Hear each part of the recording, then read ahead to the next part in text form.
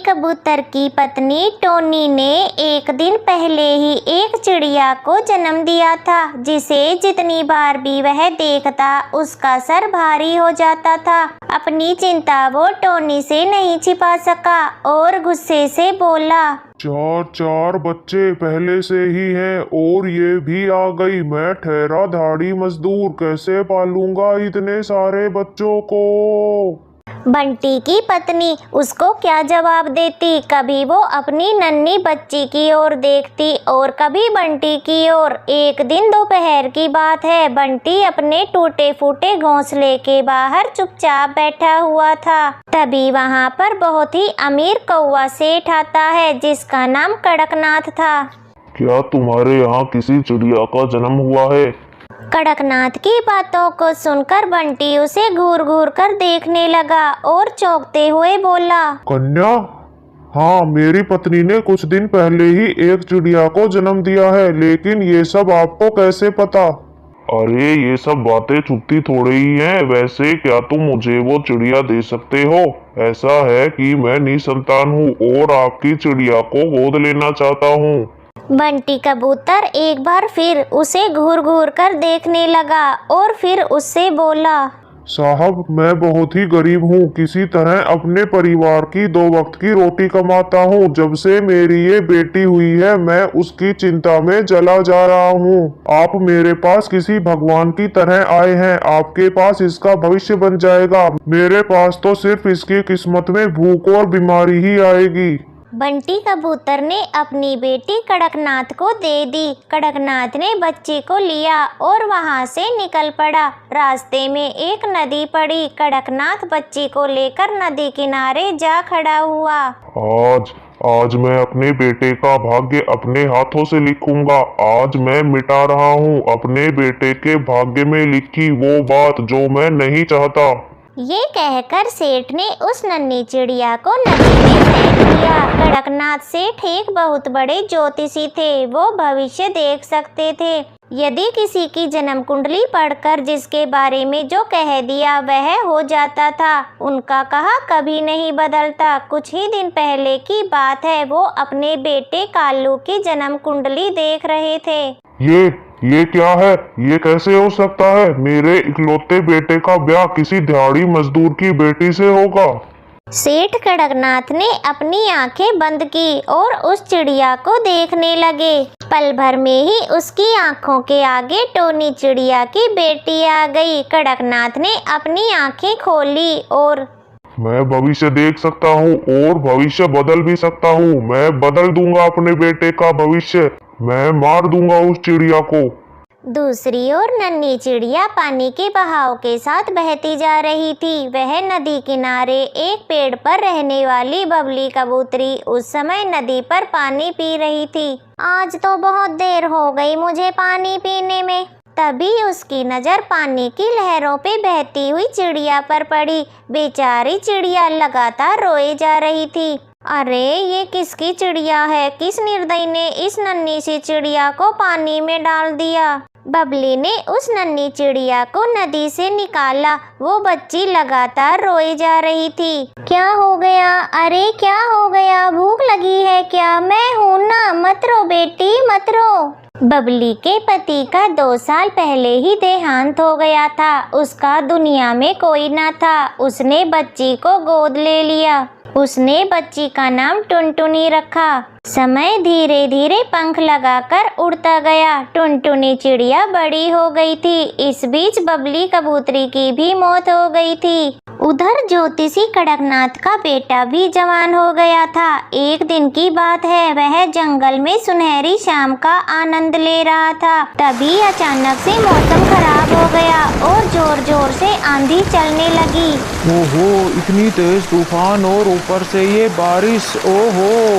और तभी तेज बारिश शुरू हो जाती है और तेज हवाओं के साथ कालू कौवा नदी में गिर जाता है। कुछ देर तक वो पानी में हाथ पैर मारता रहा। फिर थक कर वो बेहोश हो गया और लहरों के साथ बहने लगा। उधर दूसरी ओर टुनटुनी नदी में पानी पीने आई थी, लेकिन तूफान और तेज बारिश के कारण वापस लौटने की सोच रही थी। तभी उसे कालू कौवा पानी में बहता हुआ दिखाई दिया। अरे अरे, ये कौन है? ये कौन बहता हुआ जा रहा है नदी के बहाव के साथ? टुनटुनी तुरंत उसे बचाने के लिए उड़ जाती है और लहरों से लड़कर वो कालू की जिंदगी बचा लेती है। कालू को जब होश आया तो उसने अपने आप को टुनटुनी के घर में पाया।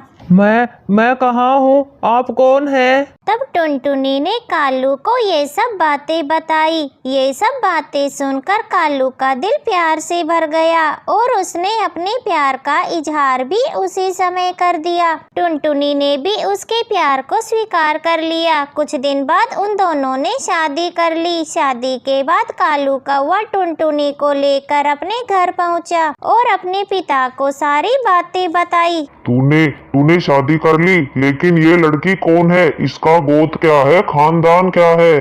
तब टुनटुनी ने अपनी सारी बातें कड़कनाथ को बताई, जिसे सुनकर कड़कनाथ ने अपना सिर पीट लिया और मन ही मन सोचने लगा। हे भगवान, कुछ साल पहले इस काले अध्याय को मैंने अपने बेटी की जिंदगी से निकालना चाहा था और आज ये फिर से मेरे सामने आ गई। लेकिन मैं हार नहीं मानूंगा। इस दहाड़ी मजदूर की बेटी को मैं कभी अपनी बहू स्वीकार नहीं करूंगा, कभी नहीं। कुछ दिनों के बाद कालू कौवा अनाज लाने के लिए दूसरे जंगल में गया हुआ था। तब इधर कड़कनाथ ने टुनटुनी को अपने पास बुलाया और बहुत ही उदास मन से कहा, मैं तुमसे कुछ मांगना चाहता हूँ बेटी, अपने लिए नहीं, अपने बेटे के जीवन के लिए। बोलो, क्या तुम मुझे वो दोगी या इनकार करके मेरी बेटे की जिंदगी को खतरे में डाल दोगी? ये सब आप क्या कह रहे हैं पिताजी? मेरे तो कुछ भी समझ में नहीं आ रहा है। टुनटुनी, मैं कहना तो नहीं चाह रहा था, लेकिन तुमसे नहीं कहा तो बड़ी मुसीबत आ जाएगी। तुम्हें तो पता ही है, मैं ज्योतिषी हूँ। मैंने अपने पुत्र की और तुम्हारी कुंडली देखी। उसमें साफ साफ लिखा है कि अगर तुम दोनों साथ रहे तो मेरे पुत्र की मृत्यु हो जाएगी। ये आप क्या कह रहे हैं?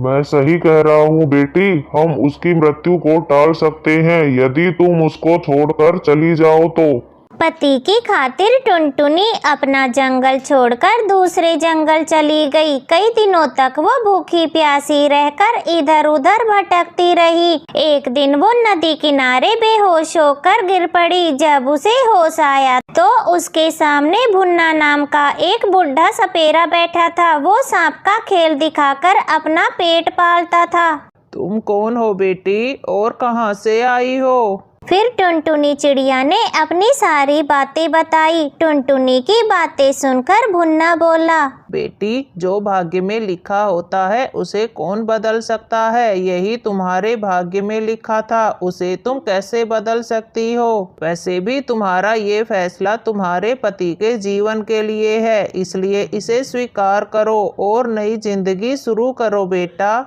फिर टुनटुनी भुन्ना सपेरा के साथ रहने लगी और सांप का खेल दिखाती। यही नहीं, उसने भुन्ना सपेरा से जहरीले सांपों को पकड़ने की कला सीखी, बल्कि जहर को काटने का मंत्र और जड़ी बूटी के बारे में भी जाना। बेटी, तुम्हें गजब की प्रतिभा है। मैंने अपना पूरा जीवन इन जहरीले सांपों के जहर की काट और मंत्र को जानने में लगा दिया, लेकिन तुमने कम समय में सब कुछ सीख लिया। समय गुजरने लगा। इस बीच कड़कनाथ सेठ और कालू कौवा दूसरे जंगल किसी रिश्तेदार के यहाँ आए हुए थे। वो दोनों एक कमरे में सो रहे थे। तभी पता नहीं वहाँ कहाँ से एक जहरीला सांप आया और उसने कालू को काट लिया और वो दर्द से कराह उठा। जी, पिताजी, मुझे सांप ने काट लिया। आ ये बोलते हुए कालू के मुंह से झाग निकलने लगे और वो बेहोश हो गया। कड़कनाथ ने जब अपने बेटे को देखा तो उसका दिल जोर जोर से धड़कने लगा। उसने आसपास के पक्षियों से मदद की गुहार लगाई। तभी किसी ने सांप का जहर उतारने वाले के पास जाने को कहा। कड़कनाथ ने पूछा, ये कहाँ मिलेगा?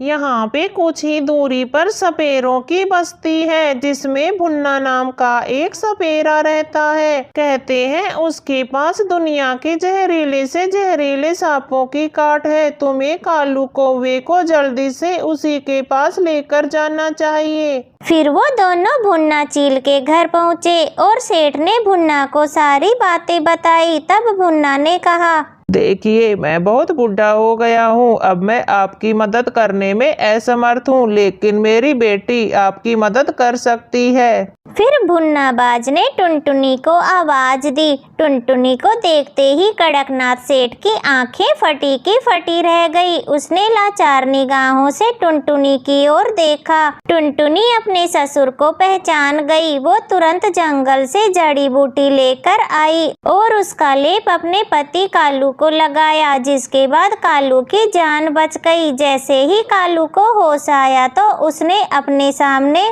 टुनटुनी को देखा।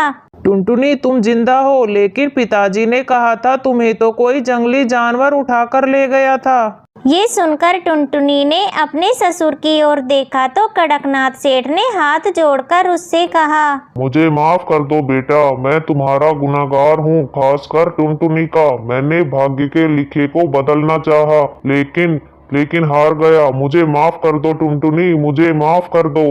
फिर उसके बाद कड़कनाथ ने सारी कहानी उन दोनों को बताई, जिसे सुनकर कालू को अपने पिता से नफरत हो गई। उसके बाद टुनटुनी ने कालू को अपने पिता को माफ करने को कहा। उसके बाद सभी खुशी खुशी रहने लगते हैं।